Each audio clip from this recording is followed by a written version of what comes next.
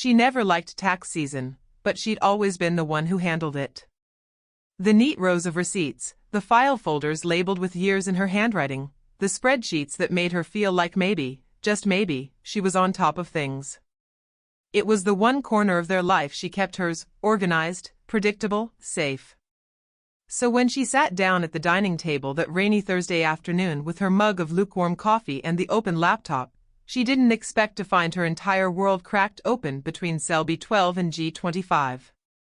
She was double-checking their savings contributions for the year, the usual retirement funds, the small vacation pot they'd built up with leftover bonuses, when she clicked into the account that made her chest warm every time she saw the balance, the college fund.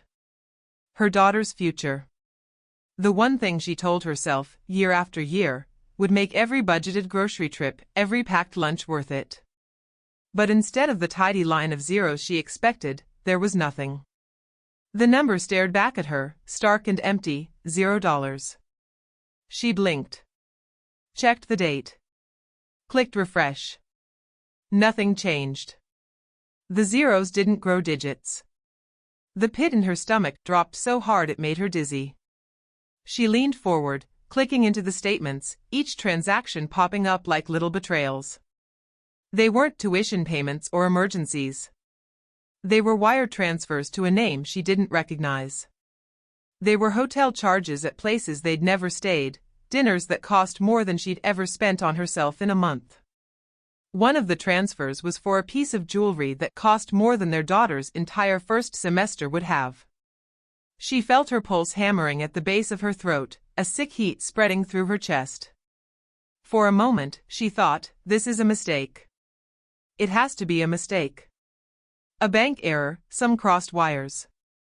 But as she dug deeper, each line item made the truth clearer. This wasn't accidental. It was deliberate. It was planned. She sat back in her chair, the old wood creaking under her weight. In the next room, she could hear her daughter humming along to some video on her phone, feet kicking against the coffee table, oblivious to the fact that the safety net she'd trusted her parents to build was gone, spent on someone else's silk sheets, champagne dinners, promises that had nothing to do with her. She pressed her palms to her eyes, willing the tears to stay put. They did, mostly. Crying now would fix nothing. She needed to understand the scope of it before she let herself feel anything more than the dull, jagged edges of shock. She scrolled back, month by month, seeing when the money had first started to disappear. A year ago. Little drips at first, an unexplained cash withdrawal here, a hotel she thought he'd stayed at for a work conference. Then bigger chunks.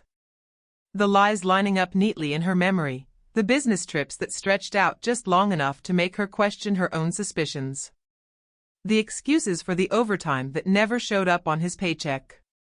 She thought about all the times he'd sat across from her at this same table, folding his hands like he was the king of their castle, telling her how we're a team.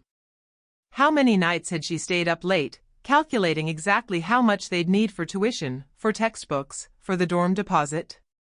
How many times had she laid awake worrying if they'd ever have enough, while he was blowing it on room service and roses for someone who would never carry the weight of his broken promises? She closed the laptop carefully, like it was some delicate bomb that might still go off in her hands. In the kitchen, she could see her daughter's backpack propped against the counter, the acceptance letters she'd already framed on the fridge, the magnets crooked but proud. The rage would come later. For now, she only felt a bone-deep certainty that whatever came next, whatever awful mess this betrayal was about to drag her through, she wouldn't let him take her daughter's future with him. She would find a way to fix it. Even if it broke her to do it. She didn't tell him she knew right away. She spent the rest of that rainy afternoon moving through the house like a ghost, making dinner on autopilot, nodding through their daughter's chatter about a biology test and a group project. She smiled in all the right places, kept her voice even managed to sit across from him at the table while he ate the chicken she baked, as if he hadn't gutted their family's future with a swipe of a debit card. But her mind was whirring, each piece of the puzzle clicking into place with painful precision. Every late meeting. Every conference at hotels she now knew the addresses for by heart. every tired sigh when she asked where the money was going. She watched him now, fork scraping his plate, so normal in his quiet self-satisfaction. He hadn't just cheated on her, he'd robbed his own child to do it. When their daughter went to bed, she waited. She heard the soft thud of footsteps down the hallway, the bathroom door clicking shut, the muffled notes of a podcast drifting through her kid's half-open door. She sat at the dining table, the same table where they'd signed mortgage papers together, planned birthday parties, circled college brochures with excited little question marks. She laid out the printed bank statements in a neat line, each one proof that his promises were worth less than the paper they were printed on. He came in from the garage with his jacket slung over his arm, flipping through his phone. He looked surprised to see her sitting there. "What's all this? You doing the taxes?" He said it so casually, like he didn't already know exactly what she'd found. Like he hadn't counted on her never looking too closely. She didn't bother with preamble. She just slid the statements across the table. He blinked down at the numbers, his face flickering between confusion and something darker, something caught. His phone hung limply in his hand. "What is this supposed to be?" Her voice was steady, almost too calm. "The money. All of it. The college fund. The hotels. The transfers. The gifts. Do you want to explain, or should I read it out loud for you?" He scoffed, a sound she'd heard before, the one he made when he was about to turn things back on her. "You're blowing this way out of proportion. You don't understand?" She felt the heat rising in her chest, but she pressed her palms to the table to keep herself anchored. "Try me. Make me understand how you drained every cent we saved for her future and spent it on someone else." He rolled his eyes, actually rolled his eyes, and dropped into the chair across from her, the fake calm starting to crack. "Look, I was going through a rough patch. You've been so distant. Focused on her, on the house, on work. I needed something. Someone. It wasn't supposed to." She cut him off, her words sharp enough to slice through his excuses. "It wasn't supposed to what? Cost our daughter her dreams? Her security? You needed to feel wanted so badly you had to bankrupt a child?" He had the audacity to shrug, like it was a mistake they could just fold up and tuck away with the rest of the laundry. "It's not like it's all gone. We can make it up. We'll figure it out." She felt a laugh bubble up, but it came out dry and bitter. "We? There is no we. You did this. You knew exactly what that money was for. You knew what it meant. And you took it anyway." His voice dropped, soft and cajoling, the voice he used when he wanted her to be the reasonable one again. "Come on. Don't do this. We can fix it. We always fix it." She saw him so clearly then. Not the man she'd married, but the man he'd turned into, the man he'd probably always been, the one who saw her trust as a resource to spend, who saw his daughter's future as a bank account to drain when the thrill of being adored got too expensive. She pushed the papers back toward him, her hands steady now. "No. You don't get to fix this. You don't get to decide what happens next." She got up, her chair scraping the hardwood floor. His voice followed her down the hall, soft and pleading, then sharp and bitter when he realized she wasn't stopping. But she didn't look back. She didn't need to see his face to know she'd already made her decision. He'd gambled away their daughter's future. Now she was going to take back what was hers. She lay awake that night long after the house fell quiet. She could hear the soft hum of the fridge, the distant drip of a faucet she'd been meaning to fix. She listened for his footsteps, but he'd retreated to the guest room like a coward, no doubt drafting new excuses for the morning. In the dark, her mind slipped back to all the years they'd spent under this roof, the years that now felt like a cruel trick. She remembered the first time they'd walked through the house together, before it was even theirs. The real estate agent had kept calling it a fixer-upper, but she'd fallen in love with the creaky floors and the sagging porch. It was more than they could afford at the time, but he'd held her hand, squeezed her fingers, and said, "We'll make it ours. A place for our family to grow." She could still see him standing in the middle of the living room that first winter, tools scattered everywhere, paint flecks in his hair. He'd hated the drafty windows, the leaky roof. She'd laughed when he cursed at the crooked door frames, teasing him that he'd never finish patching up every imperfection. He'd teased her back, called her the dreamer. Back then, it felt like a compliment.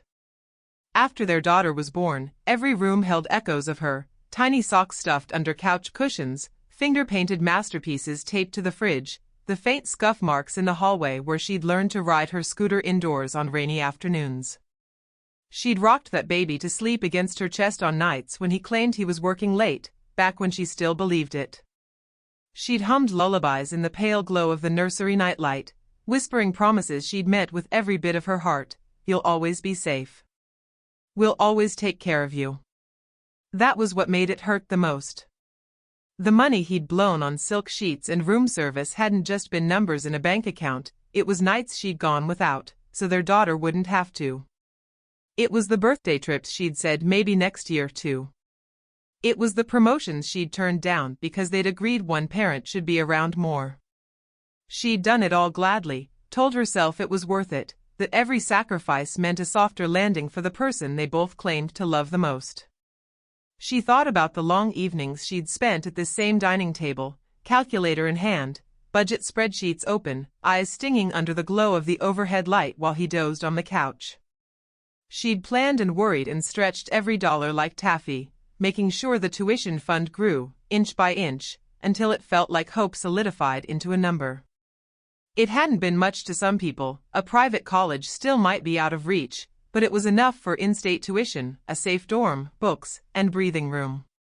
It was enough that their daughter would never have to choose between an education and debt that would choke her for decades. It was enough that she'd feel secure in a way her mother never did. And he'd looked her in the eyes, year after year, and told her they were a team.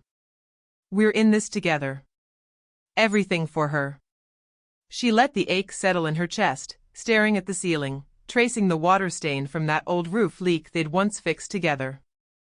She felt something shift inside her, a quiet click, like the final puzzle piece dropping into place. This house had been a symbol once, of the life they promised each other, of the safety she'd wrapped around their child like a blanket. Now it was just bricks and boards and memories tainted by his selfishness. She wasn't about to let him keep it, not when she knew exactly how to turn it back into something that meant security again. Not when she could trade these splintered walls for a future he no longer deserved to be part of. She turned over, tucking the blanket up to her chin, the sound of her daughter's soft snore drifting down the hall. She would keep her promise to that little girl, no matter what it cost her. And she'd start with the thing he never thought she'd touch. The house. She woke up the next morning before sunrise. For a few seconds, she lay there in that half-sleep haze where her brain hadn't yet reminded her that the life she'd built was balancing on a lie. But then she remembered the bank account, the affair, her daughter's framed acceptance letter on the fridge. And the rage that had flared so violently the night before was gone now, replaced by something colder, steadier. He was still asleep in the guest room when she tiptoed past, careful not to creak the floorboards. She made her coffee the way she always did, the quiet hum of the old machine oddly comforting as the sun rose through the kitchen window.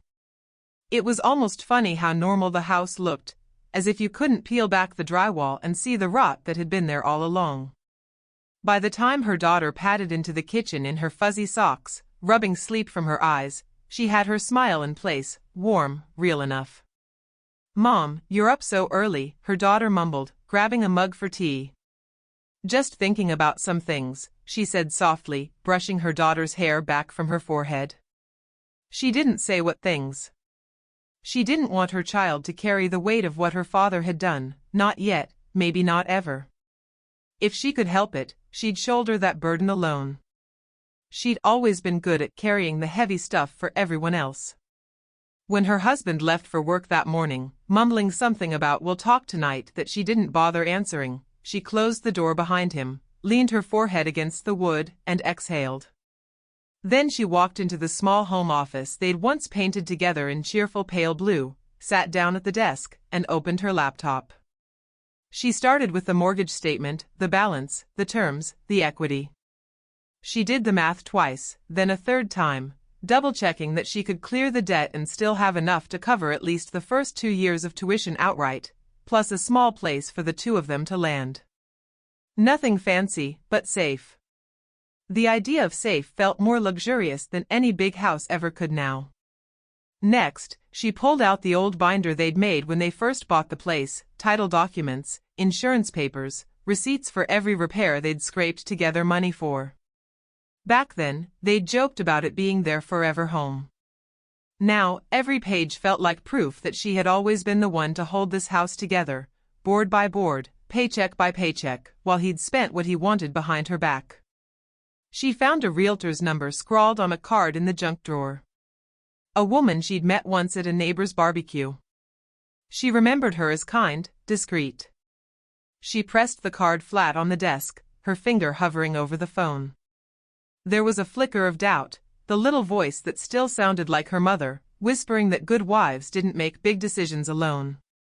But she brushed that voice aside. Good wives didn't get cheated on with the money meant for their daughter's future. Good wives didn't stand by while their child's dreams got pawned off for a weekend getaway with someone younger, someone new. She dialed the number. The realtor answered on the second ring, her tone warm but businesslike. When she explained, carefully, without too much detail, what she wanted, the woman was quiet for a moment. Then she said gently, "I understand. We'll move fast, and we'll keep this private. I'll email you the paperwork tonight." She hung up, her hands trembling just a little.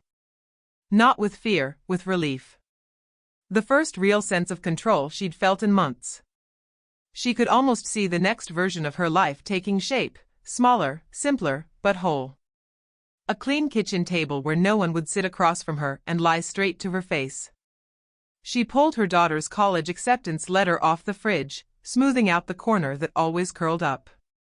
She read the first line, "Congratulations," and whispered to herself, "You're going. No matter what." And for the first time in days, she let herself believe it. When she signed the listing agreement, her hands didn't shake the way she thought they would. Maybe because she'd already done the grieving, for the marriage, for the home they'd once dreamed would hold birthday candles and graduation parties and backyard barbecues under string lights. She'd spent years polishing those walls, patching those cracks, making sure their daughter never saw how fragile it all really was. The realtor came by on a Wednesday afternoon while he was at work. She wore a crisp blazer and a gentle smile, her voice low and understanding as they walked room by room. They took pictures, careful not to include the family photos still hanging by the stairs, the ones that would be boxed up before anyone came to view the place. It felt surreal, walking through the kitchen she'd once painted that cheerful yellow while pregnant, telling herself color could cover up exhaustion and fear. They stood on the back porch for a moment, looking out at the patchy lawn where her daughter used to run through sprinklers in the summer. She could almost see her there again, knees muddy, hair tangled, shrieking with delight as she called for her father to watch this. He'd always clapped from his deck chair, beer balanced on his knee, pretending to be present when his mind was already somewhere else. When the realtor left, the sign wasn't up yet. That would come later. The papers were filed, the listing would go live quietly, with a discreet note, "Private sale." Motivated seller. She told herself that word, motivated, fit her more than it ever had. She wasn't desperate. She wasn't flailing. She was done waiting for him to do right by them. When he announced he'd be gone for a long weekend, another conference he mumbled about without looking her in the eye, she almost laughed at how perfectly the timing worked out. She nodded, kissed him goodbye at the door, felt his lips brush her cheek like a cold apology she didn't care to accept. He didn't even notice the boxes she'd tucked away in the garage, labeled with her daughter's name in black marker. The day after he left, she packed the house as though her life depended on it, and maybe it did. She took only what mattered, her daughter's framed photos, the childhood art projects, her own grandmother's jewelry she'd kept hidden in the back of a dresser drawer. Everything else, the furniture he'd insisted on buying new when they upgraded, the fancy grill he never learned to use, she left. Let him have it, or let the new owners toss it all to the curb. She didn't care. She took breaks when her stitches from the past still raw betrayal ached, not physical wounds, but the ones she felt under her ribs when she thought too hard about what he'd done.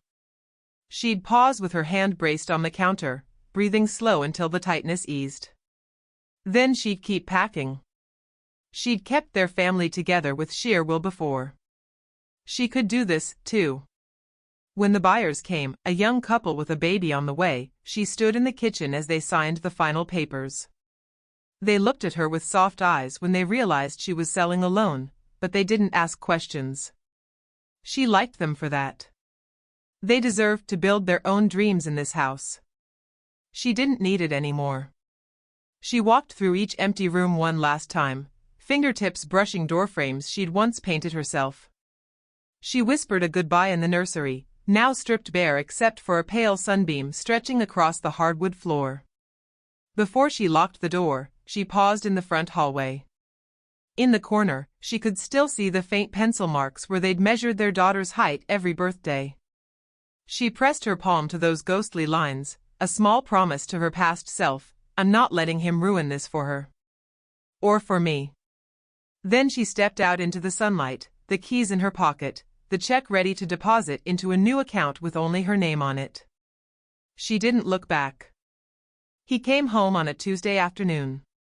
She knew exactly when he'd pull into the driveway. She'd seen the calendar reminders for his conference, heard the same tired lie about the late flight. She'd pictured him stepping through the door, still smelling faintly of hotel shampoo, expecting dinner or maybe a fight that would end the same way it always did, him sulking on the couch, her crying alone in the dark. But this time, the door wouldn't open for him. The door didn't even belong to her anymore. He didn't call her when he found the empty house. He called their daughter first, left her a rambling voicemail that was equal parts confusion and outrage. When that didn't work, he called her old cell, the number she'd already transferred to a new line with a new carrier in her name only. When she didn't pick up, the texts came, each one more frantic than the last. "Where are you? What did you do? We can fix this." She turned the phone face down on the tiny kitchen table in their new apartment. The whole place smelled like fresh paint and the cheap lavender candle she'd splurged on, a clean scent, no shadows clinging to the corners yet. Her daughter sat across from her, a textbook spread open, highlighter tucked behind her ear the same way she did when she was little and pretended to be just like Mom. There were boxes stacked against the wall, half unpacked, some still sealed. The furniture was second-hand, nothing matched, but none of it carried his fingerprints. She could see the check from the house sale clipped to a new folder on the counter, college payments lined up, tuition deposits made. It wasn't a mansion, but it was enough. It was more than enough. She watched her daughter scribble notes in the margin of her notebook, hair falling over one eye, completely focused on her own tomorrow.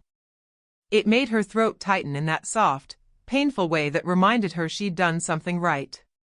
The world might still be uncertain, but that girl's future wouldn't be at the mercy of a man who saw loyalty as something to burn through. Her phone buzzed again. This time, a voicemail. She didn't need to listen. She could imagine every word. "How could you? I built that house. You had no right." She almost laughed, a low, disbelieving sound that startled even her. He'd built that house? She'd been the one patching holes, tightening the seams, turning drywall and floorboards into a promise they could stand on. He'd just taken for granted that she'd never tear it down when it rotted. But she hadn't torn it down.